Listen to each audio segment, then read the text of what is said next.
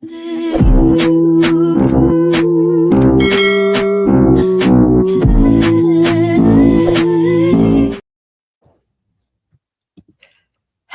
hello, hello. Thank you for clicking on our faces. I am C the Superior, and as you can see, I am not here alone. I am joined today by my co-host, Vibrating Vic. What up, though? That's good.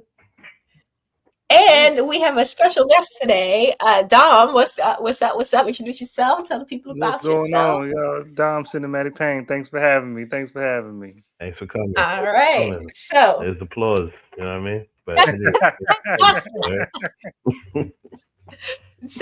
we're here to talk about the very newest episode of X-Men 97, season 2. And a lot happened this episode. But first, I wanted to ask you guys this opener, right? Because we got a special guest. So let's break the ice here. I want to know who you all think in a battle royale. Okay. Who of our X-Men cast is going to come out on top?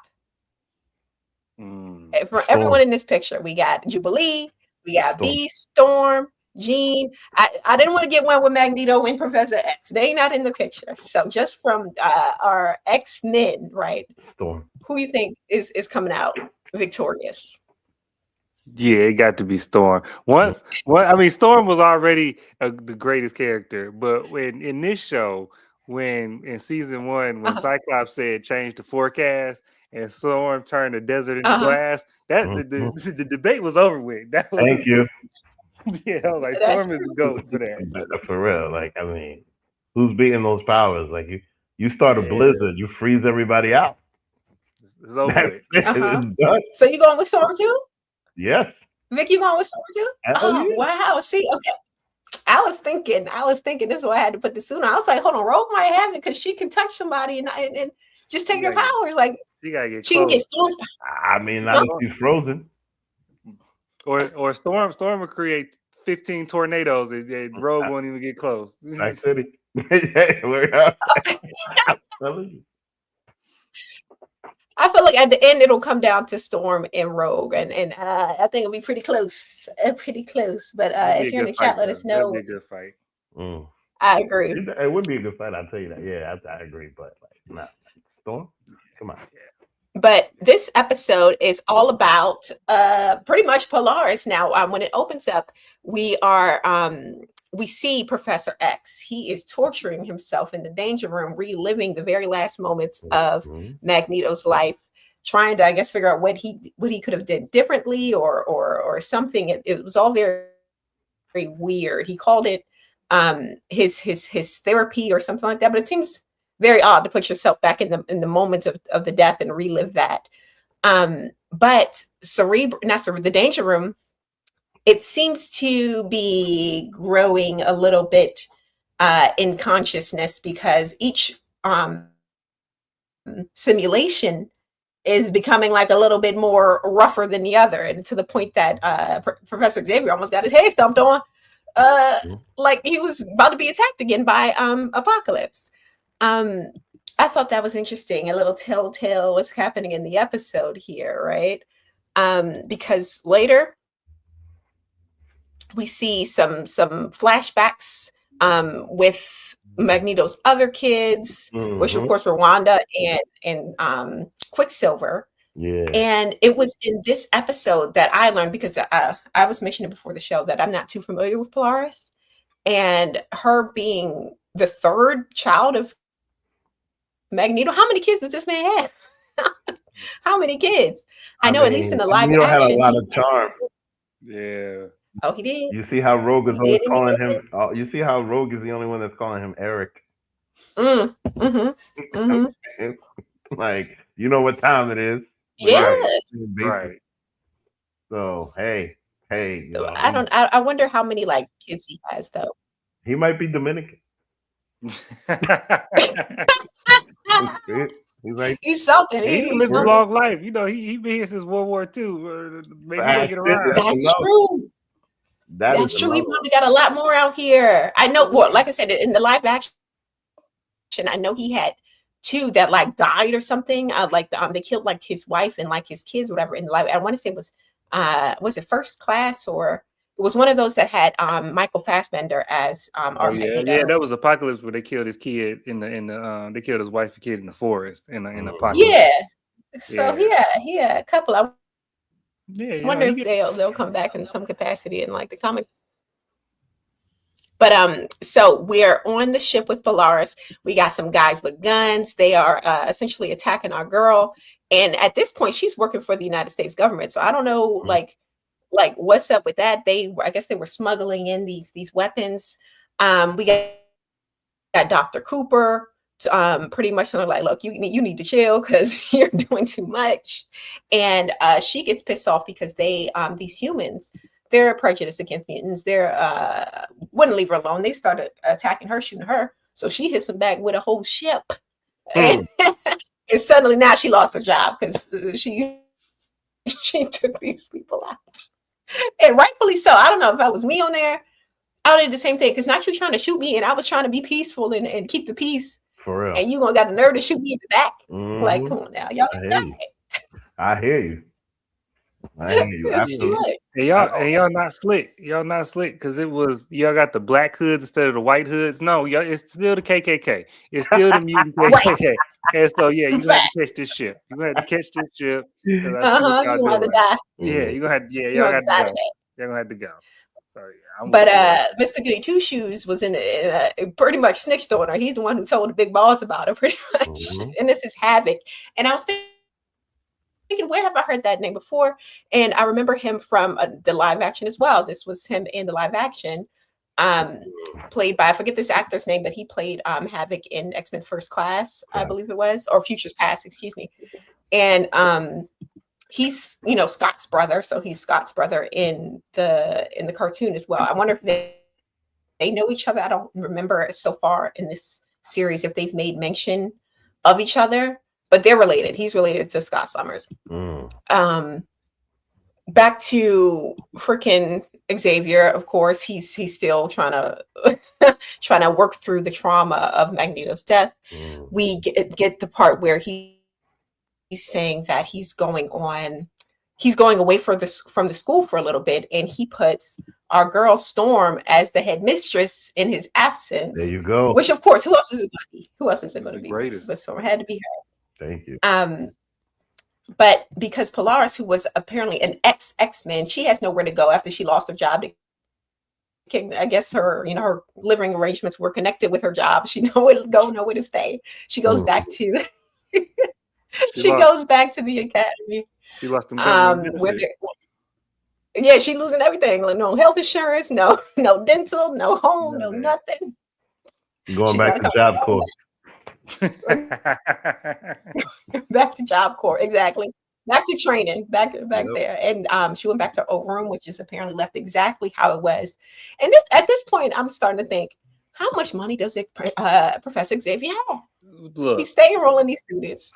And he got so much room that he don't even got to change the room around once these people graduate and leave. It's just build. That's what I was thinking. I was like, build another one.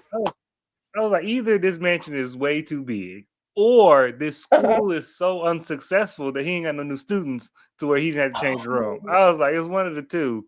I was like, enrollment is down, or this house is too big, because she's been gone for a minute. She's been gone for a minute. Maybe it is enrollment is down because, one, mutants aren't very well liked anyway. So if they go into this mutant school, there is a target on their back at that point, right? And they always getting tore up and having to rebuild. They're probably like, this is dangerous, like Hogwarts up in here. You can't even stay one year without being attacked. So I wouldn't be surprised if enrollment was down. That's a good point. But speaking of, as soon as Storm is left in charge and Professor Xavier leaves, the Danger Room start acting up again, taking out kids. Yep. This little boy had a heart attack or something. Bishop had to try to, what's it called? I forget what it's called. You guys know what I'm talking CPR. about with the heart. CPR on him. Mm-hmm. He got a little power up from Storm in the background here, which I thought was pretty cool. Yeah, and it was during this a little bit of Bishop's powers there. Yeah. And so he's more than just, than his little time watch that he can go back and forth to the future. He's got a couple things up his sleeve. We see more of that this episode because following this scene, Danger Room done release these like droid looking things, and because Polaris is there fighting them, they like sucked up some of her power from her attacks, and that's how Danger was able to have like this corporeal form. And basically this turned into like an AI takeover episode. You know what? It's very. I was shocked to see. It's very real life, because this whole thing is giving like, you pay ChatGPT $20 and it remembers everything about you. Yeah, that's what it's giving. This whole That's thing, exactly what it is. like, mm-hmm.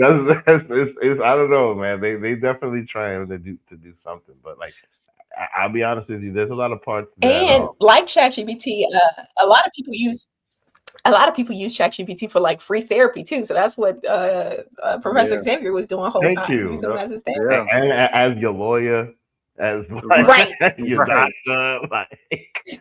And this made me mad at Charles. I've been mad at Charles this whole show. Charles is, to me, he should have been retired. He should have stayed in space. Yeah, because Charles treat everybody like a student, and everybody, you don't treat the Danger Room like a student. When the Danger Room glitch, you go do a diagnostic. When the Danger Room started stomping on his head, and he was like, "That's outside your parameters." That's not okay. Yeah, that's not okay. If my holographic, he should have took it out of commission at that point. Yeah, you got to shut it down. Call Forge and Beast and whoever else is smart. Do a diagnostic. He was just like, "Oh, don't do that no more. Don't do that no more." I was like, "Yeah, that's not how you do that." Yeah, he got kids walking up in there using it. This is why the room is down now, Professor Xavier. True. I mean, he was just like, all right, don't do it again. Time, though, like, who knows how to reprogram Alexa when Alexa starts wilding? Well, if Alexa start malfunctioning in Jeff Bezos' house, I expect it to get fixed. I expect that. Yeah. All right, you got to run in Jeff Bezos' house. Yeah, word up. Word up. That's true, but it's just like put out of order. Okay, somebody put the out of order sign on the door so the kids aren't in there being attacked. Like, you have to unplug her. Yeah, that's messed up. There's got to be a plug somewhere. I feel you on that. So at this point, because Danger's made it out, she's out and about. Storm wants to go take care of it, but because Storm is headmistress, and because there's this whole the agenda against mutants have strengthened to the point that the X-Men are no longer really allowed to do like X-Men type stuff, right? She couldn't go. So they say, "Oh, Polaris, nobody even know you here connected to us for real. So you go and you take care of it, and no one will be the wiser that the X-Men were involved." So here comes Polaris showing up. She get to the battlefield with Professor Xavier, and Danger is pulling out all the stops. But between Polaris and Xavier and them, they were able to kind of power up to the point that they defeated her, which seemed to be Danger's whole like initiative from the beginning, because she just seemed to be almost like satisfied that they powered up to defeat her. And I wonder if this is going to be the end of Danger. Are we going to see her again? Is it just going to start working correctly now at the house? Unknown. Who knows what's going to happen? In the comics, because Danger's a character in the comics, and I believe in the comics, she just becomes one of the X-Men. Like, she just becomes a character, and she's just like far removed from the Danger Room. Like, they reprogrammed the Danger Room to be a different Danger Room, and Danger is just like a student now. Wow, that's yeah. She's like a Jarvis, aka Vision. She turned from pretty much. She does that kind of thing, and so Danger just becomes an X-Man at that point. That's interesting. I wonder if the same thing happens to Cerebro. You know what? I think so. Probably eventually. I haven't read the comics. Yeah, I'm not sure. With Cerebro, something happens because I was reading the comics and it was Cerebro, right? And then I stopped and then I jumped back in, and then they changed the name. It was like Cerebra, and it was a girl. So like something happened to Cerebro, and I don't know if they got destroyed and they renamed it, but it was something happened. I don't know. It might have been the same thing. Just Charles just gonna give everybody sentience at this point. We just gonna bring everybody alive. Oh wow! Crazy. Shout out to the chat. We got the Lawrence report in the chat. Check out his channel. He said Danger will be back at the end, possibly. Mm. Okay, let us know if you know anything about Cerebro gaining some sentience, because Lawrenceburg is very well informed when it comes to the X-Men. But okay, so for sure, Danger will be back in some capacity. Yeah, Okay. Danger will be back in Avengers Doomsday. Yeah, right.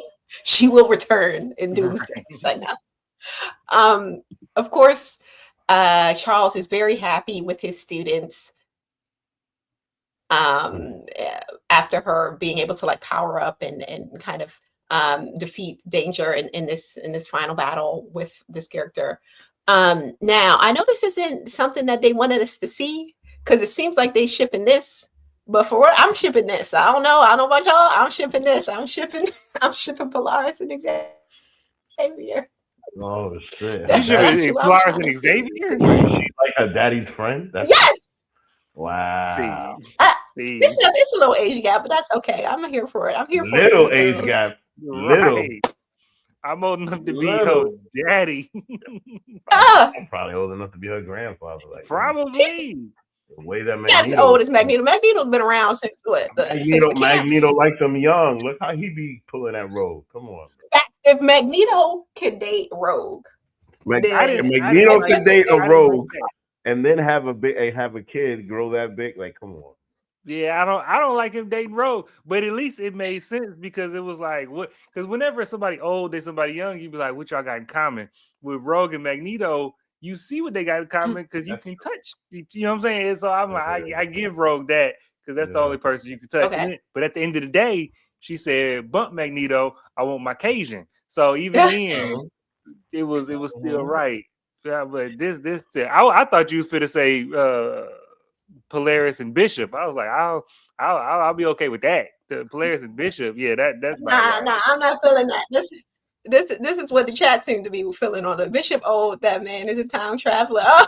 So technically he's young. He ain't even born yet. He's really young. He really this is what the girlies want right here. This is what we pulling for. Old pasty that's man. The shit. Yeah. I would like old pasty man with money will get y'all every time. That's crazy. But flashback to Genovia. Professor Xavier decides to come up with the X Corp, because again, in the US, X-Men are kind of being the president is not like he puts those like restrictions on them, so now they're going outside of that jurisdiction and starting X Corp. So that's going to be a thing in these coming episodes. But this whole time I'm wondering, like, okay, is this another side episode? Because what if is Apocalypse, and we finally see Apocalypse at the end of this episode in none other than Athens, Greece, right? Shout out to the Odyssey. Right.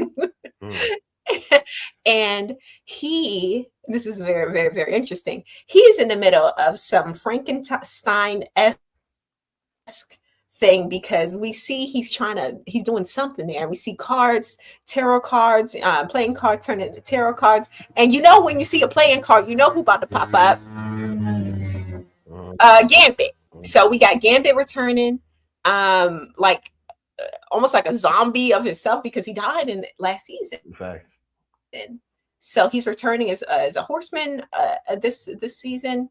Were you guys shocked to see Gambit at all? Did you expect it? Not at all. How do you feel about it? Not at all. We knew this was coming, because at the end of last season, you saw like the playing card. Like they had like a playing card at the end where it was like Gambit will return in Avengers Doomsday. I was, and he's one of the most, like him and Archangel are probably Apocalypse's most famous horsemen. So since we already got Archangel, I was like, you're not gonna, and this show don't let nobody stay dead. This show nobody stay dead. Because Magneto coming back too. As much as I would love for him, as much for sure. My favorite, but Magneto's my favorite character. And so it would mean so much if he could stay dead. Like the impact that would have on the show would be interesting. But yeah, he coming back. Don't nobody stay dead in X-Men. Everybody coming back. See, hold on, we got Lawrence from yep, they teased it with the cards. Okay, yep. for sure. In last season after the death, which honestly, his death was the most impactful for me. I was sad. I shed a little tear for Gambit last season when he died. But I'm glad to see him back, even though he's going to be a little evil, as we can tell by the red eyes here, right? They don't give the red eyes for no reason. I'm excited to see how his return is going to play out, and I'm most excited to see how my girl Rogue is going to handle the return, because not only did she lose him, she just lost her other man, Magneto. So it's like, it's going to be interesting. It means don't love Rogue. That's what that means. If you love Rogue, you're tired of work. You ain't long for this world. Oh God. But yeah, that was the episode, guys. Thank you all for being here. Any predictions, any thoughts for the next coming episode? What is it that you want to see in the next episode? Just the continuance of whatever fight they have with Apocalypse. Okay. Some of this was full Apocalypse like filler, but there was definitely Easter eggs and stuff that was just leading towards the end. I think they're moving more towards the comic book era as opposed to the continuance of the TV show, because a lot of this is feeling like they're deviating into the future. And mind you, a lot of the old heads are running around talking about like, oh, this season ain't hitting like season 1. They got wow! I didn't know that was the consensus. Yeah, but because the thing is that a lot of people want to be fed the same food. Like, come on, now you got to change the plate. You got to, you know what I mean? Like, but I'm here for it. So anyway, yeah, I enjoy it. Apocalypse, bring it. Dom, what you want to see in the next few episodes? It's probably going to be more Apocalypse. I'm a little Apocalypsed out. Apocalypse is great. He's not my favorite because he's kind of overdone. And to me, Apocalypse got the ugliest design in comics. Like except for like Inside Noir. Inside Noir is a cool design. But every Apocalypse design, I'm like, you are ugly, my sir. You are ugly. I don't. He do got a big head. He got a big head. He got a big head, little eyes. But like Vic said, I do think that they're moving really fast through like the comics, and it's like even though we still in 1997, they in like 2005 as far as like comic book stories. They like even with the outfits and this X Corp thing.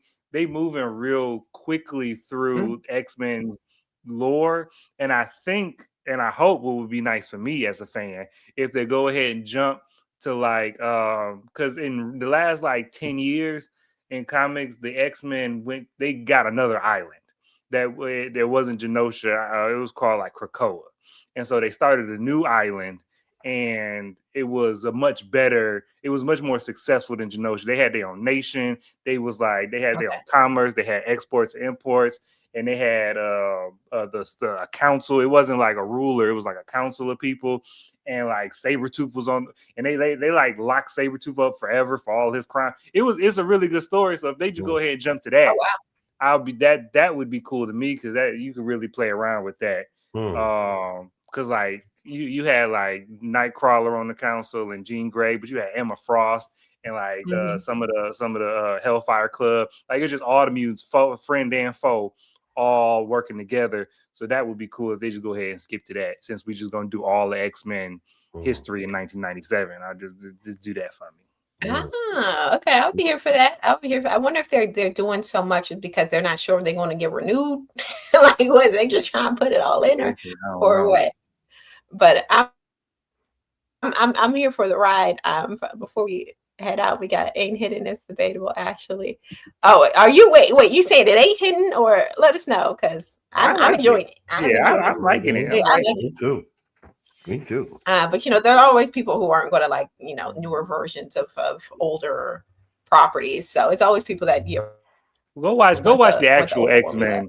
Go back and watch old X-Men in 1997. That ain't hidden. Yeah. That's what if you love it so much, you got it. It's available to you. But anyway, if you like the video, please like the video. And all right, you like it. All right. So please like the video. Please like the video. And join us next week for another X-Men discussion. If you guys are interested in My Adventures with Superman, we're going to be discussing that immediately after this stream. So join us there, and please subscribe to all of our channels, and see you later. Goodbye.